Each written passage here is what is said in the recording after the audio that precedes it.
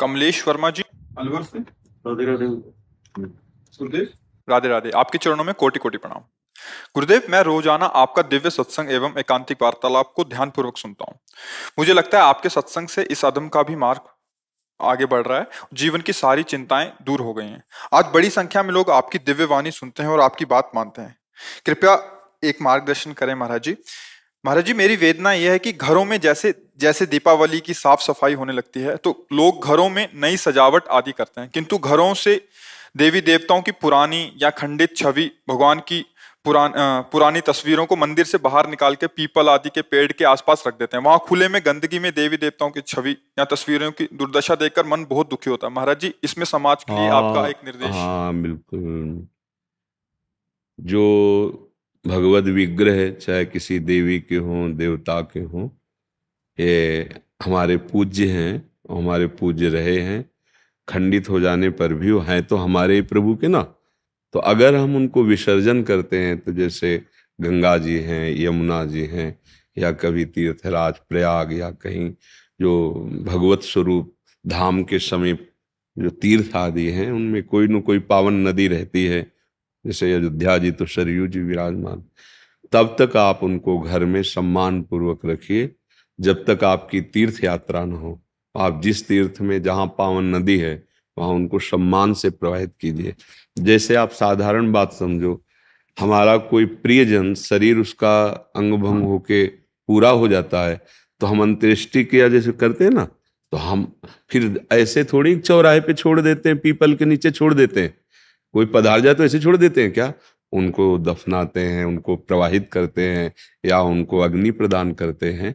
तो हमारे प्रभु के जो श्री विग्रह हैं, तो जैसे यमुना जी हैं, गंगा जी हैं, ये भगवत स्वरूप हैं। तो हम पुष्पमाला में ऐसे उनको आवेष्टित किया, नाव में बैठे और बीच में जाकर भगवत भाव से ऐसे उनको भी, ये हमारी पद्धति है। ऐसे जैसे मान लो लक्ष्मी जी, गणेश जी, देवी देवताओं की जो छवियां हैं वो खंडित हुई ऐसे और गंदगी पड़ रही, तो फिर आपके सुकृत नष्ट होंगे। पहली बात तो आज कोई मानने के लिए तैयार नहीं है। हम सबसे प्रार्थना करते हैं कि जो आप अपने सामान को बेचने के लिए, बढ़ाने के लिए उसमें भगवान नाम दे देते हैं, भगवत रूप दे देते हैं। आप कार्ड में, निमंत्रण कार्डों में भगवान की छवियां छाप देते हैं, ये अपराध है। वो ऐसे भगवान की छवियां तिरस्कृत होती हैं। तो वही भगवान तो है जिनको हम सिंहासन में विराजमान किए, वही भगवान की छवियां आप अपने नाम के साथ पोस्टर में छवियां छपा दी। पोस्टर लगा, प्रोग्राम खत्म हुआ, फाड़ फाड़ के लोग फेंक दिए, नालियों में पड़े। इसी से बुद्धि भ्रष्ट हो जाती है। भ्रष्ट का मतलब जो हम सतमार्ग में आगे बढ़ना चाहते हैं उसमें बुद्धि नहीं, और राजी हो जाती है, मान सम्मान, रुपया पैसा, भोग वासना। तो हमें तो यही लगता है कि सब ये प्रार्थना स्वीकार करें कि छवियों का पहले आदर करना सीखो। प्रभु की जो छवि आपको ऐसा लगता है कि अब हम नवीन विराजमान करें, तो उसको आप जाओ यमुना जी, गंगा जी, किसी पावन तीर्थ में उनको प्रवाहित कर दीजिए, या वहां नदी के पास जैसे बालू है, तो ऐसे करके वो धारा ही है, वहां उनको विराजमान करके रज से ढक दीजिए। अब जब प्रवाह बाढ़ आएगी उसे या जल में विसर्जित कर दीजिए, जैसा जैसा भाव बन पावे। पवित्र कोई सरोवर है उसके आसपास उनको ऐसे, मतलब अब वो अब प्रगट में कोई जीव तिरस्कार करे, अब जैसे पशु कुत्ता उसको तो ज्ञान है नहीं ना, आप पीपल के समीप रख दिए हो तो वहां लघु शंका भी कर सकता है। और जब खंडित मूर्ति है तो आदर बुद्धि से कोई देखता नहीं है, तो ये सब ठीक नहीं है। बहुत सुंदर बात है, एक लोक समाज की व्यवस्था की पवित्रता के लिए, भाव शुद्धि के लिए बहुत सुंदर बात है। जो भी छवि घर में विराजमान है, जब आपको उनको विसर्जित करना है तो किसी पावन नदी का आश्रय ले, आसपास वहां रज खोद करके उनको विराजमान कर ऊपर रज डाल दे, प्रणाम करे। या जैसे श्री विग्रह है तो फूल माला से आवेष्टित करके हृदय से लगा के प्रणाम करके ऐसे बीच धारा में ऐसे करें। ये बिल्कुल ठीक नहीं है कि घर के बाहर रख दिया, चौराहे पे रख दिया, पीपल के नीचे, ये तो बिल्कुल ठीक नहीं है। और इसका सुधार करें, नहीं तो बुद्धि गिर जाती है। अब बुद्धि अपवित्र हो जाती है। बुद्धि को अपवित्र होने में देर नहीं लगे। और अच्छा, ड्राइवर नशे में हो जाए ना तो पूरी गाड़ी चौपट हो जाती है। जिंदगी बहुत अमूल्य है और हमारी बुद्धि खराब होती चली जा रही है। बिल्कुल फ्री में प्राण दे रहे हैं लोग, फ्री में गाड़ियों को ऐसे चला रहे हैं, बिगड़ा बिलन मर गए। अब नशा पिए हैं, औरों को मारते हुए खुद मर, क्या हो रहा है? बुद्धि खराब हो रही ना। पूरा जीवन, इतना अमूल्य जीवन है मनुष्य जीवन, वो बुद्धि पवित्र नहीं इसलिए आपको नहीं लग रहा। एक एक सेकंड अमूल्य जीवन है। राधा राधा राधा राधा सार्थक कर लो जीवन। बुद्धि पवित्र रहेगी तो संसार का व्यवहार, परमार्थ का परम लक्ष्य, ये सब बन जाएगा। बुद्धि खराब हो रही है, जरा सा बात बिगड़ी, गुस्सा आ गई, जरा सा लोभ, दूसरे की हिंसा कर दी, जरा सा लोभ, जरा जरा सी बात में एक दूसरे के प्राण लेने पर उतारू हो जाए, ये बुद्धि है। कोई बात नहीं, अगर तुम्हारा थोड़ा कोई अहित कर रहा है, भगवान देखेगा, अपना जीवन बचाओ, उसका बचाओ। अभी लाभ हानि में बदल गया है, आगे हानि भी लाभ रूप हो जाएगी। जीवन बहुत अमूल्य है, उसको छोटी मोटी बातों में पर वो बुद्धि खराब हो जाती है ना। तो इसलिए हर कार्य शास्त्र सम्मत किया जाए तो उससे भगवान की कृपा से जीवन, हम कह रहे भगवत प्राप्ति छोड़ो, कम से कम चैन से जीने लायक तो बुद्धि हो जाए। आज हमारी बुद्धि चैन से जीने लायक नहीं है, ऐसे गंदे आचरण करा देती है, हृदय जलता रहता है। अगर कोई ना जाना तो हृदय जलता रहता है, अशांत हो जाता है। अगर कोई सरकारी कानून के विपरीत आचरण खुला हो गया तो दंड मिलता है, जेल मिलती है। कोई नहीं जाना तो हृदय संतप्त होता रहता है और बाद में उसको दुर्गति होती है। बुद्धि ठीक होना चाहिए, बुद्धि ठीक कर सकता है भगवान का नाम। जैसे पहले गायत्री मंत्र जो जपते थे, सुबह उठ के अर्घ दान किया, बड़े बुजुर्गों को प्रणाम किया, थोड़ी देर गीता भागवत रामायण का पाठ किया, बुद्धि शुद्ध रहती थी। खान पान, भले कुछ मंत्र नहीं आता तो जय भगवान की, भगवान को अर्पित करके। अब देखो क्या तरीका आ गया है, जूता पहने, ना स्नान किया है, ना पवित्रता का बोध, बस पशु की तरह पेट भरना है, इन किन प्रकार धन कमाना है और वासनाओं का खेल खेलना है, ये जीवन रह गया है। तो बहुत सुंदर बात है। प्रभु को देखो, मानी संख्या से सवाल हल हो जाता है। स्कूल में जब थे तो मानी संख्या से सवाल, ये संसार का सवाल हल हो जाएगा मानी संख्या। हमने माना ही हमारे भगवान है, मान लिया।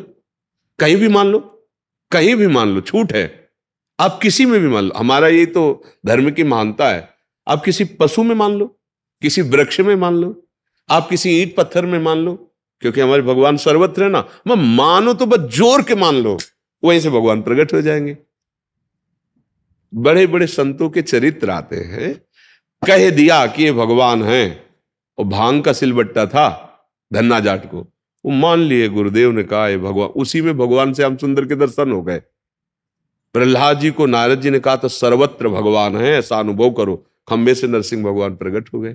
मान लो। अब हम लोग क्या करते कि अब जैसे छवि लाए, बिगड़ गई तो फुटपाथ, तो तुमने क्या माना था? क्या तुम किसी अपने प्रिय के साथ ऐसा बर्ताव करोगे क्या? तो तुमने छवि माना, तो उनको प्रभु नहीं माने। अगर प्रभु माने होते तो ऐसे कैसे कर सकते हो? अपने पूज्य जनों का हम कैसे संस्कार करते हैं? तो मानो छवि है, अब वो तो हम दूसरे रूप में विराजमान करते हैं, उनको पवित्र स्थानों में। बुद्धि ठीक होनी चाहिए, नाम जप करो, और जो भी धर्मशास्त्र में वर्णन अक्षर अक्षर सत्य है, आपकी बुद्धि काम नहीं कर रही, इसलिए लगता है कि ये कैसे अक्षर अक्षर सत्य है, ये अनुभव की बात कह रहे हैं। जो शास्त्रों में लिखा है उसके विपरीत जरा भी तो फिर वो गिरता चला जाता है। अब गिरा हुआ पुरुष जानता नहीं कि कहां गिर रहे हैं, जो चल रहा उसको पता है कि यहां लड़खड़ा रहे हैं, यहां गिरना होता है। दिनेश शर्मा जी इंदौर से। राधे राधे महाराज जी, कोटि कोटि प्रणाम। महाराज जी, मैं भगवान शिव को अपना आराध्य मानता हूँ। मुझे बहुत आतुरता थी कि मैं बहुत जल्दी से गांव में शिवलिंग की स्थापना करवाऊं। शिव जी की कृपा से स्थापना हुए 10 वर्ष पूर्ण हो चुके हैं। महाराज जी, गांव में अभी माता पिताजी रहते हैं और मेरी सरकारी नौकरी होने से मैं आना जाना लगे आगे की बात फिर हम पहले यहाँ बता देते हैं। मंदिर बनवाना सहज है, शिवलिंग स्थापित कर लेना भी सहज है, लेकिन ये ध्यान रखे कि जहां स्थापना हुई अगर रोज सेवा नहीं होती, सेवा की व्यवस्था नहीं है, तो अपराध बनता है, वो हानि का कारण होता है। इसीलिए मंदिर बहुत सोच समझ के बनवाए। पहले जो पूर्वज लोग थे, जब मंदिर बनवाते थे तो जमीन या संपत्ति लगाते थे। किस लिए लगाते थे? कि हम जब तक हैं तब तक तो चलेगा ही, लेकिन ये संपत्ति है, इसी संपत्ति से जो भी रहे वो सेवा करता रहे। ठाकुर की श्री विग्रह विराजमान करना या शिवलिंग विराजमान करना तो उसकी व्यवस्था करके ही, ऐसे नहीं कि मंदिर बनवा दिया, वहां कोई जल नहीं चढ़ा रहा, कोई पूजन नहीं हो रहा, तो क्यों चढ़ाया, क्यों बनवाया, किस लिए बनवाया? बनवाया तो उसकी व्यवस्था भी कीजिए। आप आदमी लगाइए, आप नहीं कर पा रहे तो आप आदमी लगाइए, और जब आप नहीं रहेंगे तब के लिए संपत्ति जमा कीजिए, क्योंकि भगवत जो विग्रह है उसकी तो सेवा ही होनी चाहिए ना। तो आप देखो पूर्वज लोग, हमने प्रायः देखा है कि जैसे जमींदार लोग जो ना, तो 2 बीघा 5 बीघा ऐसे लगा दे कि ये मंदिर के नाम के, ये ठाकुर जी के नाम के, अब उसका अन्न कमाओ, ठाकुर जी के श्रृंगार के आभूषण वस्त्र भोग राग उसमें चलाओ। तो ये पद्धति भी है। ऐसा नहीं कि आपने मंदिर गांव में बनवा दिया, अब वहां कोई 1 लोटा जल चढ़ाने वाला नहीं, कोई मंत्र अभिषेक करने, तो क्यों, फिर अपराध हुआ ना, क्यों बनाया? मन भगवान सबके हृदय में बैठे, नाम जप करो, भगवान का चिंतन करो। मंदिर तब बनवाओ जब मंदिर की आजीवन आप सेवा ठाकुर की करो, और आपके बाद भी सेवा होती रहे, ऐसी व्यवस्था करो। ये शास्त्रीय बात है, ये मतलब महापुरुषों से सुनी बात है। और आप भी सहज स्वभाव में समझ लीजिए कि मंदिर बनवाने का मतलब क्या है। हम ये आशा थोड़ी रखेंगे कि पड़ोसी जल चढ़ा देगा, नहीं, हम स्वयं मंदिर बना रहे हैं तो हम सेवा करेंगे, हम आदमी लगा के सेवा करवाएंगे, और आजीवन सेवा होने के बाद, जीवन के बाद भी वो भी सेवा उनकी चलती रहे, ऐसी व्यवस्था की जाती है। वो है, सिद्धांत ऐसा है। अब मंदिर बनवा के छोड़ दिया, फिर वही बात आ गई कि दरवाजे खुले हैं, वहां सब पशु पक्षी सब, वहां जल नहीं चढ़ाने की व्यवस्था है, वहां कोई उनका पूजन नहीं करता, तो प्राण प्रतिष्ठा करवाई है ना, ऐसे तो नहीं प्राण प्रतिष्ठा। अब आपको भूखा बंद करे तो जेल हुई ना, या तो मानो ही नहीं, और जब माना तो है, और जब है तो फिर वैसे ही रखा जाता है। जैसे गुरु की सेवा, घर में गुरु विराजमान करो तो कैसे हो, तो जगत गुरु भगवान शिव है, आपने उनको विराजमान, तो फिर उनका अभिषेक होना चाहिए, भोग लगना चाहिए, आरती होनी चाहिए, हाँ, सदग्रंथों का पाठ होना चाहिए उनके पास। तो इसीलिए जो ये बात नहीं समझते हैं और नाम आदि के लिए मंदिर आदि बनवा देते हैं कि बड़ा पुण्य होगा, तो साथ में वो भी देखो कि अगर ऐसा होता है तो पुण्य की जगह में पाप बनने की संभावना है। भगवत विग्रह विराजमान प्राण आराध्य भगवान को प्राण प्रतिष्ठित मंत्रों के द्वारा ब्राह्मण बुला किए गए ना, तो फिर मतलब फिर होना चाहिए, वैसे ही सेवा होनी चाहिए जैसे होनी चाहिए। जी, क्या यही प्रश्न था। हाँ, जितेंद्र पाल जी, यूएसए से। राधे राधे। महाराज जी, आपके चरणों में कोटि कोटि प्रणाम। महाराज जी, मंत्राकार वृत्ति होने के लिए अपनी ओर से क्या प्रयत्न करना चाहिए? देखो, हमारे पास पूरी सामर्थ्य है। भजन के लिए हम कह देते हैं हमारा मन नहीं लगता, संयम के लिए कह देते हैं हमारे में ताकत नहीं, और गलत मार्ग में चलने के लिए पूरी ताकत है, पूरी ताकत। और 3 घंटे फिल्म देखने के लिए बिल्कुल दिमाग में कोई परेशानी नहीं, 1 घंटे भागवत पढ़ने के लिए दिमाग खराब होने लगेगा। अब देखो बेईमानी देखो ना अपनी, है ना, 3 घंटे फिल्म देखने के लिए हराम, और 2 घंटे कथा में नींद आने लगेगी, बात समझ में नहीं आएगी, तो मतलब थकान लगने लगेगी। ये हमारा मन हमारे साथ बेईमानी कर रहा है, समझो। पहले हमको चाहिए कि बार बार जिह्वा से और मन से भी, आज सत्संग यही था, धीरे धीरे हमको, अब जैसे हमें कृष्ण नाम, राधा नाम, राम नाम जो गुरु जी ने दिया या जो प्रिय है, तो देखो लिखो, सामने लिखो, कितना समय देता है मन, राधा राधा। अब बिना एकाग्रता के लिख ही नहीं सकते, फंसाओ उसको। अभी मंत्राकार वृत्ति, जो मंत्र मिला है, जो नाम मिला है, एक एक अक्षर मात्रा हमारे दिमाग में लिख गया, एकदम चल रहा है, चल रहा है, बार बार कोई काम कर रहे हैं, चल रहा है, हमारा आंतरिक चिंतन चल रहा, राधा राधा राधा। बात कर रहे हैं, आपके चेहरे में राधा नाम देख रहे हैं, आपसे बात कर रहे हैं, नाम हमारे सामने है, कितना सरल है, राधा। और महाप्रेम प्रदान करने वाला, सब सुख प्रदान करने वाला, क्योंकि लाडली जो प्रेम समुद्र का सार रूप है, इसीलिए लालजू अधीन है, जाके अधीन सदाई सांवरो, अखिल कोटि ब्रह्मांडों का स्वामी स्वयं राधा राधा जपता, हरि रसना राधा राधा रट। तो हमारे अंदर जैसे धन के प्रति मातु बुद्धि हो जाती है कि मुझे धन चाहिए, तो अब ओवर टाइम भी करना पड़े तो थकान नहीं महसूस होगी, नहीं, ऐसे ही हम डरते रहेंगे कि हमसे कोई पाप आचरण ना हो, हमारा भजन बढ़े, अधिक से अधिक हम अपने नाम को जब महत्व बुद्धि परम धन रूप परम संपत्ति रूप देखेंगे तो मन अपने आप लेने के लिए राजी होने लगेगा, पर जबरदस्ती पहले से लगाना होता है। तो राधा राधा राधा राधा राधा राधा राधा राधा राधा जबान से शुरू करे। ये कोई मंत्र तो है नहीं कि आवाज बाहर नहीं निकलनी चाहिए। राधा वल्लभ श्री या राम कृष्ण हरि जो नाम। तो अब जैसे जो जहां आसक्त चित्त है, जो जहां गुरु प्रदत्त नाम, बस उसको लिखना शुरू। ये बहुत कठिन बात है, इसी से मन फंसेगा।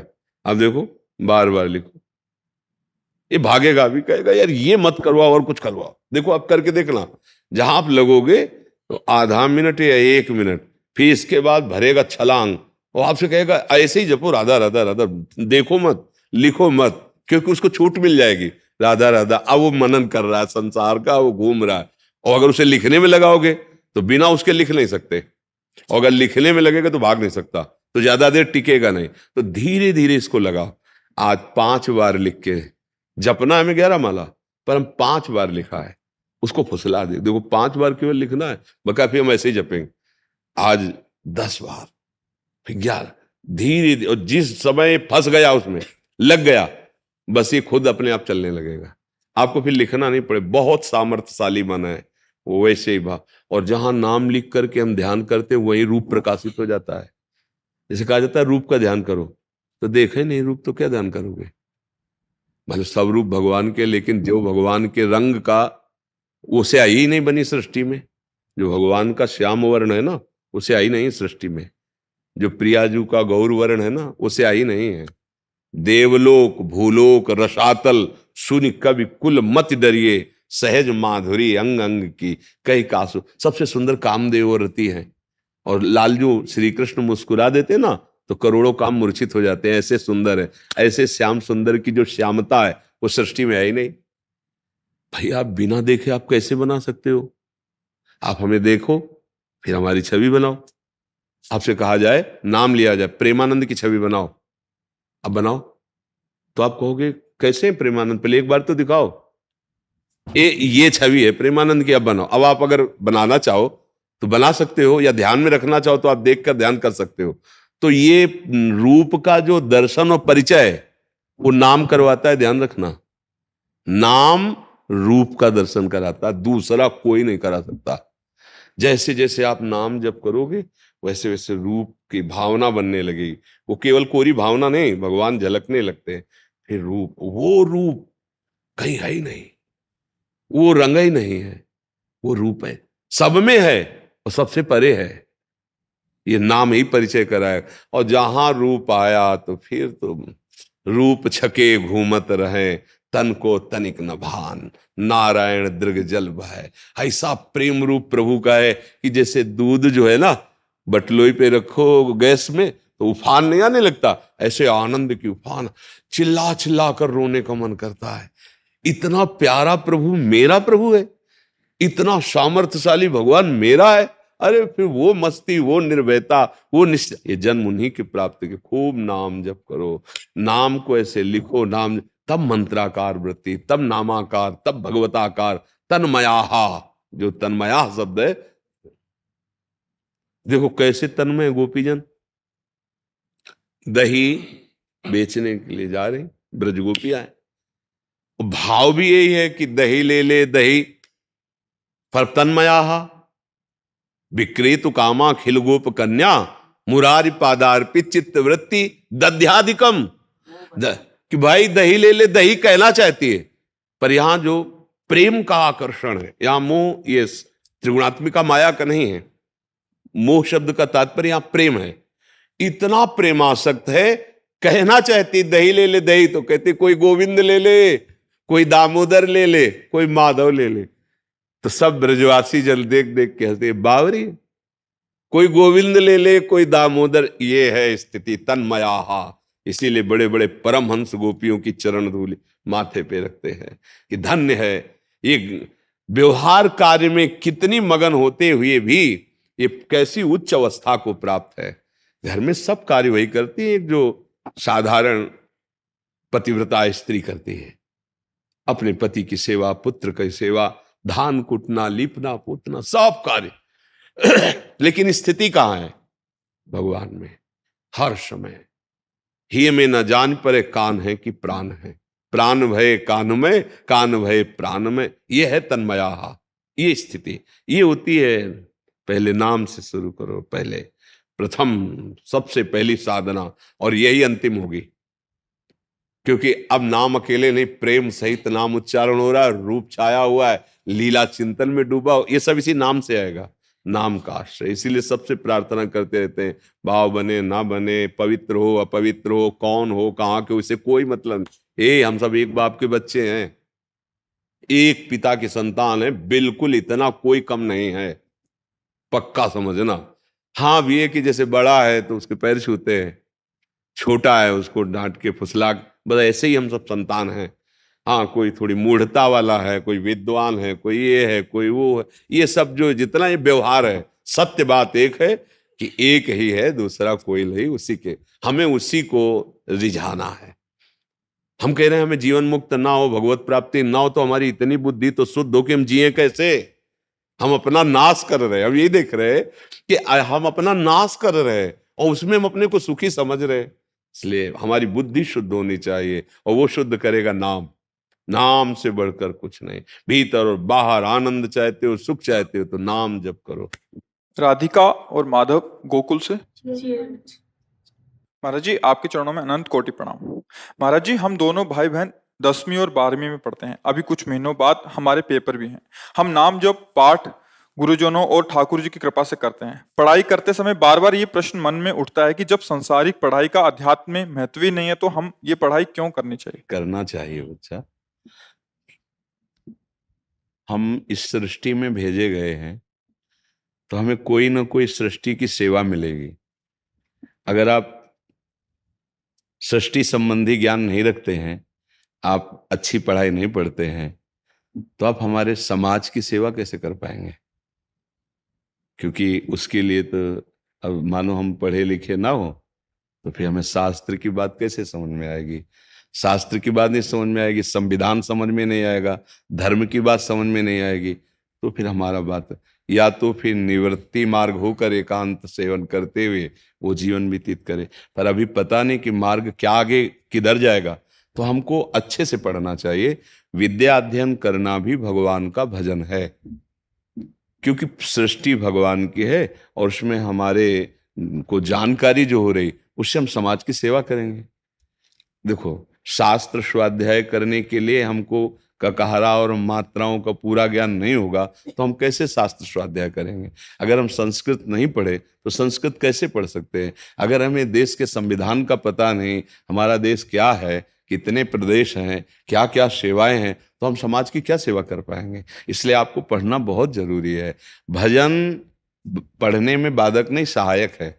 जैसे आप कुछ समय नाम जप कर लिए और एकाग्रता पूर्वक पढ़ रहे हैं और उस पढ़ाई को भगवान की सेवा मान रहे हैं, निश्चित भगवान की सेवा होती है।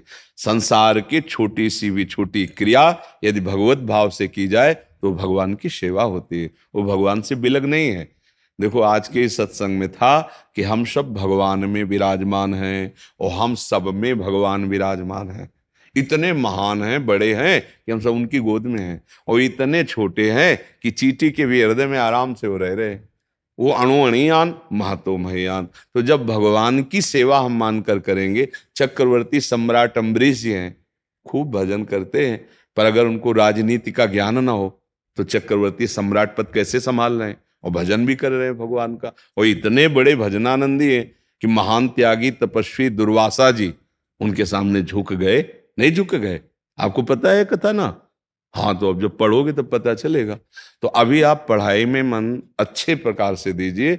जो समय आप उद्दंडता में बच्चे खराब करते हैं, गेम खेलना, मोबाइल देखना, इधर, वो समय आप भजन में दीजिए, वो समय आप सत्संग में सुनने में दीजिए, लेकिन पढ़ाई कीजिए। पढ़ाई भी अत्यंत आवश्यक है। वही पढ़ाई आपको जब भजन कर रहे हो ना, तो समाज सेवा में उतार देगी।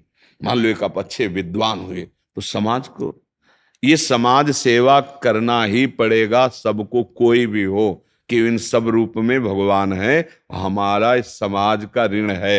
ये शरीर समाज में पैदा हुआ है, ये शरीर समाज से पला पोषा है, तो हमको इस समाज का मंगल करने का है। अगर ये कर्तव्य हम नहीं करेंगे तो अधूरा रह जाएगा। इसलिए बड़े बड़े महात्मा एकांत में भजन करने के बाद भी घर घर जाते हैं, उपदेश करते हैं। मंडलियां संतों की चलती थी, नगर नगर सत्संग करते हैं, कीर्तन करते हैं, जगत मंगल हो, ये करना पड़ेगा।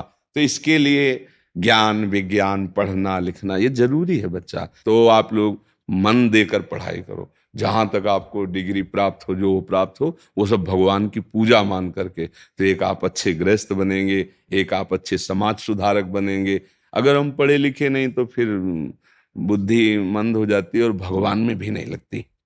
थोड़ा पढ़ा लिखा जरूरी होना चाहिए। कई बार कहा है, तुम 24 मिनट राधा राधा कर लो, खूब व्यापार करो न, वो 24 मिनट आपको उठा देंगे, जगत की धरा से आपको उठाना प्रारंभ कर देंगे। हाँ, हर समय कौन भजन करता है? कोई महात्मा ही करता होगा। और हर समय कौन कार्य करता है? बराबर कोई काम नहीं करता है। कभी ना कभी तो आप खाली होते हैं ना। जब खाली होते हैं तो आप प्रमाद कार्य करते हैं, प्रमाद वाले जिनका महत्व नहीं। अब जैसे टीवी देखना है, मोबाइल में ही लगे रहना है, गेम खेलना है, इधर उधर, ये समय बर्बाद ही तो कर रहे हो ना। इसमें लोक मंगल है ना तुम्हारा मंगल है, केवल मन का है। वो तो मन तो फंसा देगा, कहीं भी फंसा देगा। उस समय आप भगवान का नाम जप कीजिए, उस समय आप विचार कीजिए धर्म शास्त्रों का स्वाध्याय करके, क्या अर्थ है इसका, क्या भाव इसका। तो अगर ऐसे चला है तो खूब मेहनत करने के लिए समय 24 घंटे हैं। 24 मिनट दे दो केवल भगवान को, बका सब अपने में। तो कहाँ हो 24, ईमानदारी से 24 मिनट भी नहीं देते। अगर जिन जिन से कहा तो कोई कोई कहता है जब बस में यात्रा करते उस समय जप सकते। अरे यार, हर समय यात्रा ही करते हो क्या? अरे 8 घंटे 10 घंटे मेहनत, मतलब भजन के लिए वो जुगाड़ लगा लेंगे कि हाँ हम टीवी देखते हुए 24 मिनट जप सकते। अरे 24 मिनट का मतलब अब केवल भजन में दो, शांत बैठ करके भजन 24 मिनट यदि आप दे दो हमारे प्रभु को, तो आप देखो आपके 24 घंटा पावन होने लगेंगे, मंगल होने लगेगा। तो इसलिए पढ़ना बहुत आवश्यक है बच्चा, ठीक है?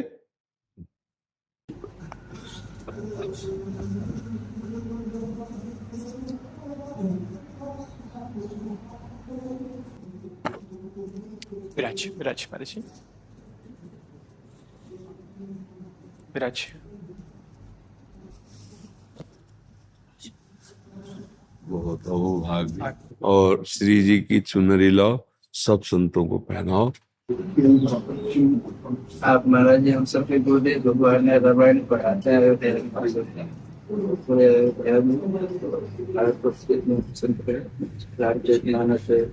तुलसीदास जी महाराज के जो 10 ग्रंथ है महाराज, इन सबका और भक्तिमाला देखा सबका हम सबको सुंदर। हाँ, भगवान ही कृपा करके महापुरुषों के रूप में अपना परिचय देते हैं, अपनी भक्ति देते हैं। जैसे हमको जिनके मुख से भगवद वार्ता, भगवत सिद्धांत, भक्त चरित्र ये हमें सुनने को मिलते हैं ना, तो वो भगवान ही बैठकर सुना रहे हैं। क्योंकि अपना परिचय सिर्फ भगवान ही देते हैं। तो ढांचा होता है वो हम उसे संत कह दें या, पर अंतर में बैठे भगवान ही बोल रहे हैं।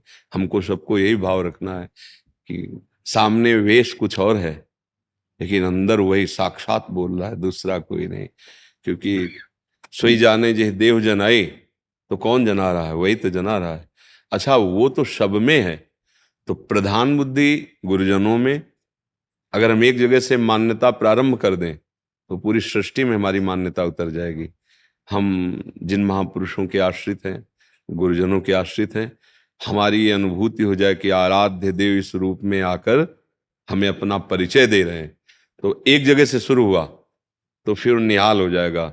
धीरे धीरे सर्वत्र उसकी बुद्धि हो जाए कि एकमात्र प्रभु के सिवा कुछ नहीं, मुक्त हो गया। द्वंद्व से मुक्त हुए बिना भगवत प्रेम जागृत नहीं होता। जब तक स्तुति अच्छी लगती है, निंदा बुरी लगती है, मान अच्छा लगता है, अपमान बुरा लगता है, भगवत प्रेम का स्फुरण नहीं होगा, अंकुरण नहीं होगा। वो अंकुरण तभी होता है जब द्वंद्व विमुक्ता, और वो होता है जब हम सामने अपने प्रभु को देखते हैं, फिर वो अपमानजनित चेष्टा कर रहे हैं, तो हृदय में जलन नहीं होगी, आनंद होगा। आप हो आप प्रभु। और अगर हम अपने प्रभु ना देखकर व्यक्ति देखेंगे, फिर हमें जलन होगी, वो गड़बड़ हो गया। गड़बड़ हो गया। हम अपने प्रभु को ही नहीं जान पा रहे, वो विराजमान। तो ये जहां हमें भगवत यश, भगवत चरणारविंद की शरणागति की बात मिले, पहला काम करें हम सबसे, उनमें भगवत बुद्धि कर लें, फिर रंग आ जाएगा। ये इसलिए कहते हैं कि अधिक समीपता पर हमारी भगवत बुद्धि नहीं रह पाती। तो जिन महापुरुषों के आश्रय हो, जिन महापुरुषों के श्रीमुख से हरियस पान करने का सौभाग्य मिल रहा हो, सबसे पहला उपासक को करना चाहिए, भगवत बुद्धि कर लेना चाहिए। अब क्या होगा, एक जगह निर्दोष बुद्धि हो गई ना, अब समझ जाएगा, आपकी मानी संख्या सही हो गई, अब सवाल हल हो जाएगा। एक जगह, कहीं एक जगह, इसलिए इसको निष्ठा कहते हैं। गुरु निष्ठ, नाम निष्ठ, धाम निष्ठ, ऐसे नहीं, इष्ट। एक जगह बिल्कुल कोई प्रश्न नहीं, कोई संशय नहीं, प्राण समर्पित, अब विजय हो जाए। इस मार्ग में हम लोग जो लड़खड़ा जाते हैं, तो उसका कारण होता है कपट। अपने हृदय में कपट रखकर अपना अस्तित्व बनाए रखना और सामने भगवत भाव ना होना। इससे बहुत लंबा समय साधना में जाने पर भी अनुभव में खालीपन रहता है। ये चली हुई बात कह रहे हैं, यात्रा चली हुई। और एक जगह गुरुदेव में, जिन महापुरुष के सानिध्य में सीधे साक्षात भगवत बुद्धि, गोस्वामी जी कह रहे हैं, बंदो गुरुपद कंज कृपा सिंधु नर रूप हरि। एक एक शब्द देखो, नर रूप हरि महामोह तम पुंज जासु वचन। क्या हम देख पाते हैं अपने गुरुदेव में, महापुरुषों में हरि को? साक्षात हरि। अगर साक्षात हरि, तो हमें प्राप्त क्या करना है? अब क्या प्राप्त करना बाकी रह गया? हम हर समय पुलकित रहेंगे कि मेरे आराध्य देव गुरुदेव के रूप में हर समय मुझे दुलार कर रहे हैं, मैं परम धाम में वास कर रहा हूं। गुरुदेव के चरणों, गुरुदेव के सानिध्य, गुरुदेव के वचन, अर्थात मैं परम पद में स्थित हूं। अब हमें नहीं चाहिए कुछ, पर हमारी स्थिति ऐसी नहीं होती। क्यों? हम सामने ये बात नहीं देख पाते कि कृपा सिंधु हरि ये रूप धारण करके मेरे लिए, मेरे सामने। अगर हमें गुरुदेव का संग मिल गया, संत संग मिल गया, अब उसके आगे जब ये रखा गया है कि स्वर्ग सुख और मोक्ष सुख भी लघु है, तो इस मृत्यु लोक के सुखों की तो बात जाने दो। तो भाव क्या हुआ? क्या भाव हुआ? एक क्षण में उनके संग से हमारी भगवत निष्ठा पुष्ट हो गई। किसमें? उन्हीं में जो आए हैं रूप बदल करके मुझे संभाल लें। बस हम उनको साधन मानते हैं, उनको साध्य नहीं मान पाते, इसलिए बहुत लंबा समय जाता है। और सीधे हम समझ ले कि ये अपना साधन बताने वाले साध्य स्वयं आए हैं, बस वही अनुभूति होने लगेगी। श्री हरिव्यास देवाचार्य जी बहुत बड़े रसिक महापुरुष हुए। महावाणी नामक ग्रंथ की रचना उन्होंने प्रिया प्रीतम के अद्भुत प्रेम विलास का, ये वृंदावन के। तो जब अपने गुरुदेव के समीप गए श्री भट्ट देवाचार्य जी, तो उनका, गुरुदेव हम आपकी शरण में होकर आपकी सेवा में रहना चाहते हैं और प्रिया प्रीतम का प्रेम रस प्राप्त कर। तो उनका, तुम्हें हमारी गोद में कुछ दिखाई दे रहा है? बोले नहीं। बोले जाओ 12 वर्ष गिरिराज जी की प्रदक्षिणा करो, राधा राधा नाम जप करो, भिक्षावृत्ति से रहो, 12 वर्ष के बाद आना। देखो कितनी निष्ठा है, 12 वर्ष तक नहीं आए, पूरी परिक्रमा 12 वर्ष भिक्षा। अब तुम्हें कुछ दिखाई दिया? बोले गुरुदेव अभी तो दे। फिर 12 वर्ष जाओ, फिर अक्षरशः पालन किया। जब आए तो बोले दिखाई दे? बोले हाँ, लाडले युगल सरकार आपकी गोद में बैठे हैं। महान रसमय ग्रंथ है, जो सबके बस की बात नहीं, रसिक महापुरुष जो सहचरी भावापन्न है उनके लिए। तो गुरुदेव में अभी हमारी मानव बुद्धि केवल दृढ़ हुई है, या बहुत भजनानंदी संत रूप दृष्टि हुई है। अभी अनंत भगवान ही स्वयं इस रूप में आए। भाई ये समझ में आ जाए, ये समझ में आ जाए तो अब कुछ पाना ही बाकी नहीं रह गया। हाँ, गुरुदेव समीप हो या संत सानिध्य हमें हो, तो बिना ही प्रयास हो ही भवभंगा। अब ये शब्द को जरा मनन करो, बिना ही प्रयास, यहां कोई साधन शब्द नहीं कहा। बड़े भाग पाइब सत्संगा, सत्पुरुषों का सानिध्य, भगवत पुरुषों का सानिध्य बड़े भाग्य से मिलता है। क्या इसका फल होता है? बोले बिना ही प्रयास हो ही भवभंगा। इसके आगे कोई लाभ नहीं है, आप ये भी बात समझ लो। व्रतान यज्ञ छंदांसि तीर्था नियमा यमा यथा वरुंधेत सत्संगा सर्वसंगोपहो हिमाम। बड़े से बड़ा व्रत, बड़े से बड़े यज्ञ, बड़े से बड़े यम नियम स्वाध्याय तीर्थयाटन इसके बराबर नहीं है। किसके बराबर? संत महापुरुषों का सानिध्य मिल गया तो बोले सर्वसंगोपहेमा, वो समस्त रागों को नष्ट करके आपके हृदय में हरि प्रेम जागृत कर देंगे। अगर संत सानिध्य नहीं तो हो सकता है हमारी साधना बने पर अहम पुरुष होता रहेगा।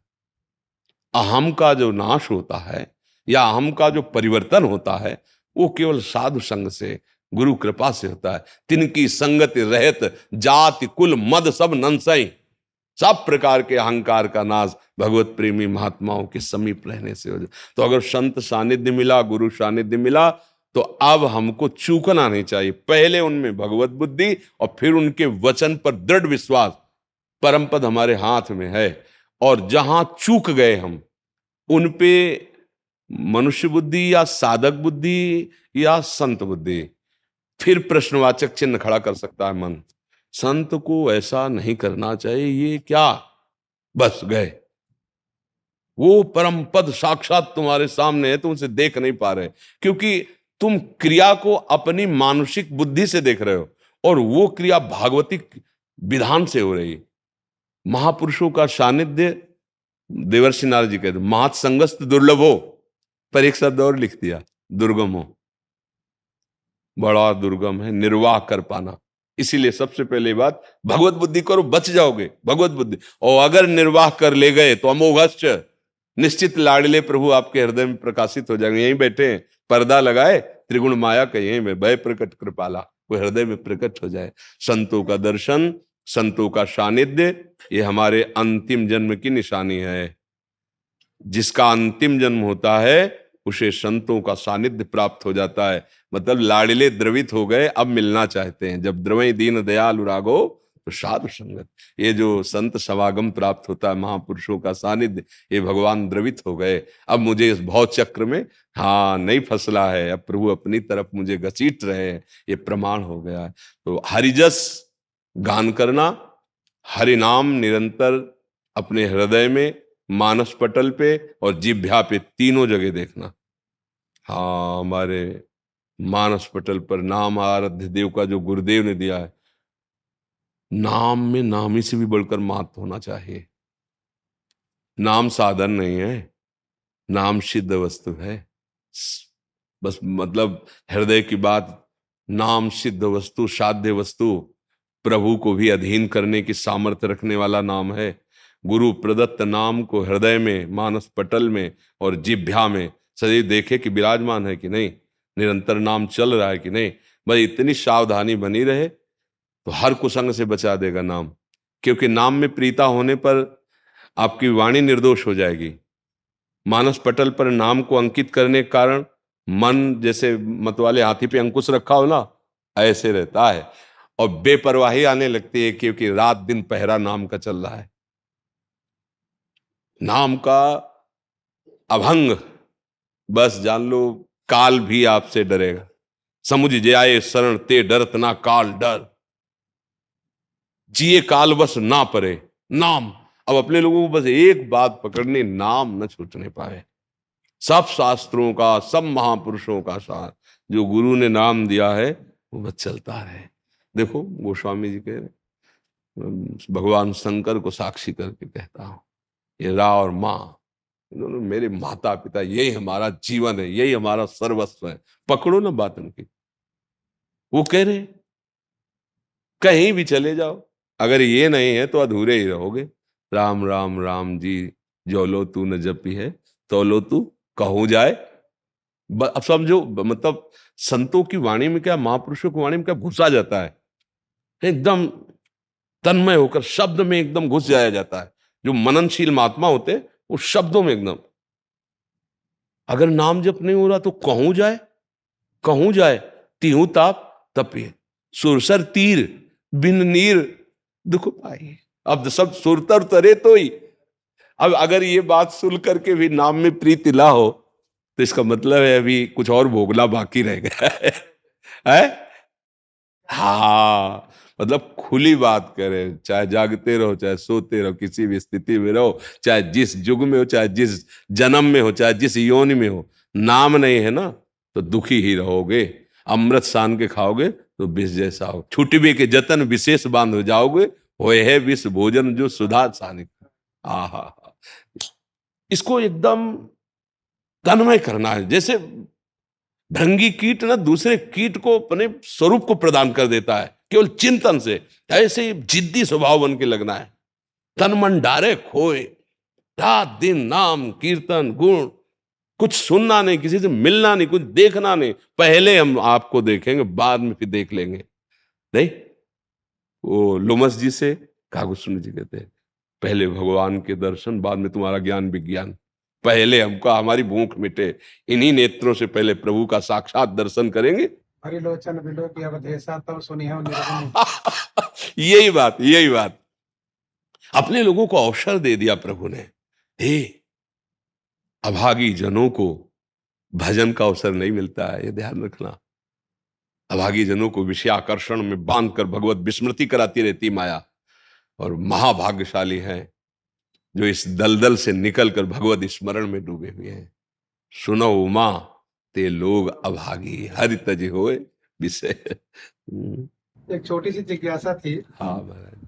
कि ठाकुर जी कहते हैं कि सुलभ सुखद मार्ग यह भाई, भगत मोरी पुराण श्रुति गाई।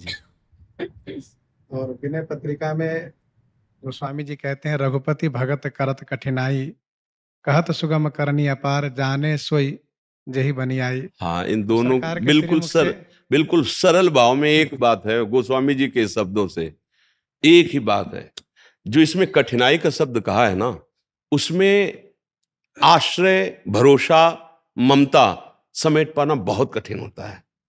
भक्ति में प्रधान बात है, बिगड़ी जन्म अनेक की अब वहीं सुधरे आज, बस पहले हो ही राम को, यह है सुगमता।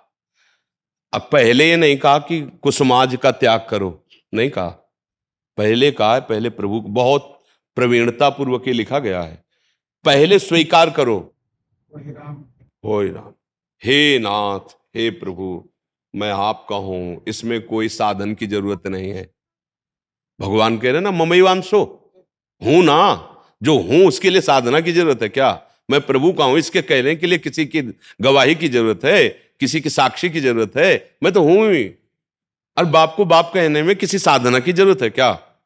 बिगड़ी जन्म अनेक की अब वहीं सुधरे आज, इसी क्षण अभी सुधर जाएगी। आप स्वीकार करो, क्या जो हो, क्या हो, भगवान के हो, प्रभु तुम्हारे हैं। हाँ, अब जीवन जितना बचा है तो नाम जप, ये नहीं कह रहे काम क्रोध लोभ को छोड़ो, आप क्रम समझो, नाम जप। अब क्या आया? अब इतनी सामर्थ्य है, तज कुसुमाज, बहुत बढ़िया क्रम लिखा है। तो जो कठिनता है उसका कारण है कि जो भगवान के श्रीमुख के वचन गोस्वामी जी लिख रहे हैं ना, जननी जनक बंद सुत दारा, तन धन धाम सुहृद परिवारा, सबकी ममता ताग बटोरी, ये कठिनता है। और यही कठिनता चुटकी बजाते मिटा देते हैं साधुजन। सर्वसंगो पहो हिमाम, समस्त संगों से राग रहित करके और प्रभु की ठसक भर देना। असभिमान जाय जन भोरे, मैं सेवक रघुपति पति। बहुत सरल है और बहुत कठिन है। अगर सदगुरु कृपा और साधु समागम तो सरल बात है, बिगड़ी जन्म अनेक की अब ही, अभी इसी क्षण। अब भला आप सोचो, अनंत जन्म की बिगड़ी इसी क्षण कैसे बन सकती है? आप समझो, किस बात से बनी? जो है उसको स्वीकार कर लेना। पर यह स्वीकृति कैसे होगी? तभी कहा, तात स्वर्ग अपवर्ग सुख, धरी तुलाए कंग, तूलन ताहि सकल मिल जो सुख लव। एक क्षण मात्र के संग ने ये बात बैठा दी कि मैं प्रभु का हूं। आज से अपना मन वचन कर्म से प्रभु को स्वामी स्वीकार करता हूं। अभी बन गई। अब जितना जीवन बचा नाम जप, राधा राधा राम राम कृष्ण हरि जो नाम, तज कुसुमाज, क्योंकि नाम निरंतर चलाना है तो कुसुमाज से अलग रहना पड़े। अब कुसुमाज क्या है, उसको कैसे त्यागना है, वो नाम बताएगा। आप जप के देख लो, अपने आप आपको दिखाई देगा ये कुसुमाज, इसका त्याग करो। और इसको कैसे त्याग करना है, चतुरता भी नाम में भरी हुई। रामे भजेते चतुर नर। कठिनता है अहमता ममता को समेटकर प्रभु के चरणों में समर्पण करना, बहुत कठिन है। इसीलिए भक्ति को जहां ऐसा बताया गया कि कठिन, उसका स्वरूप ये है। और जहां कहा गया कि भक्ति में कौन सी कठिनता है भाई, हाँ, और भगत प्रभु ने ही उसमें बताया, कहो भगति पथ कवन प्रयासा कह रहे ना, कहो भगति पथ। कवन प्रयासा जो गनमक जप तप उपवासा। अब समझ लो, आप खुद समझो, सरल स्वभाव न मन कुटिलाई। एक बार हृदय से स्वीकार कर लो प्रभु मेरे है। यहां बात समझो, यहां कोई साधन नहीं बता रहे हो, कहो भगति पथ कवन प्रयासा, स्वयं प्रभु कह रहे हैं।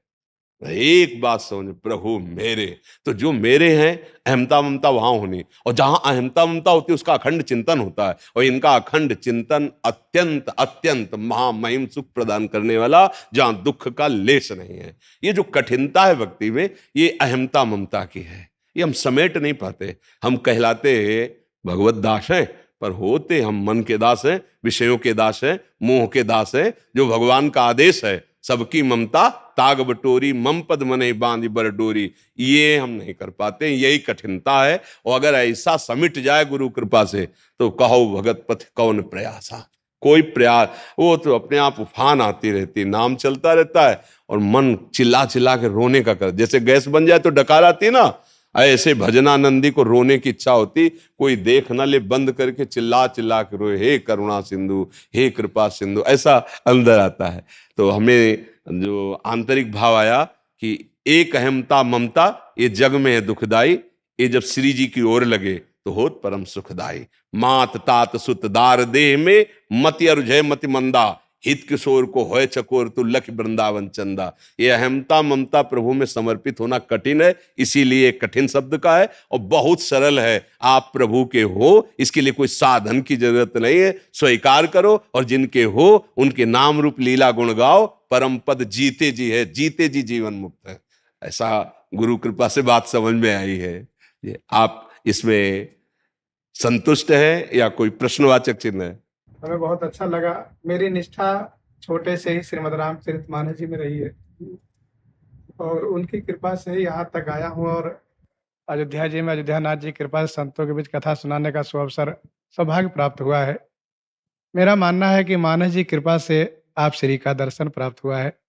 नहीं, हम लोग, हम सब जो जन हैं, उन जैसे दूध पी के बच्चा बड़ा होता है ना, ऐसे गोस्वामी तुलसीदास जी की जो वाणी है, ये चूंकि हम लोग उधर के ही है ना, तो बचपन से जैसे खेल कूद में गाने सिखाए जाते हैं, ऐसे हम लोगों को रामायण ऐसा था। घर में बैठते थे तो रामायण गाई जा रही, मतलब कोई उत्सव बधावा है तो 24 घंटे रामायण के पाठ रखे जाते। तो वो तो मतलब ऐसा कोई वहाँ मेड़ तो थी नहीं, बस रामायण हमारी है, हमारे घर की वस्तु है, ऐसा वो, क्योंकि वो प्रयाग का सब क्षेत्र ही है, तो वहाँ तो छाई हुई है, अब भी छाई हुई है वहाँ। और दूसरे ग्रंथों का परिचय नहीं, पर ग्रामीण से ग्रामीण साधारण आदमी भी कोई भी उत्सव, मुंडन है, छेदन है, कुछ भी उत्सव, उसमें रामायण ही रखी जाती है। तो उन्हीं की कृपा से ये मार्ग प्रशस्त होता है। सबके समझ में आ जाए वेद, ऐसा तो है नहीं, पर वेदों का गूढ़ रहस्य गोस्वामी जी ने बिल्कुल सरल भाषा में रख दिया है।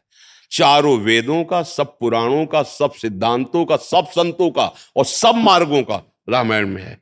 आप ज्ञान मार्ग के पथिक हो, वैराग्य मार्ग, भक्ति मार्ग, जो सब कुछ उसमें है, बस उसको देख लो आप। जो गीता में, वेदों में, सूत्रों में लिखा है, वही गोस्वामी जी लिख रहे। जैसे भगवान कहते हैं गीता में, त्रिविधम नरकस्येदम द्वारम नाशनमात्म, तो गोस्वामी जी कह रहे हैं, नहीं, काम क्रोध मद लोभ सब नाथ नरक के पंथ, बिल्कुल सरल भाषा में हर सिद्धांत विराजमान है। जो भगवत प्राप्त महापुरुष हो जाते हैं, उनको सब धर्म, सब ग्रंथ, सब पंथ उनको ऐसे दिखाई देते सब।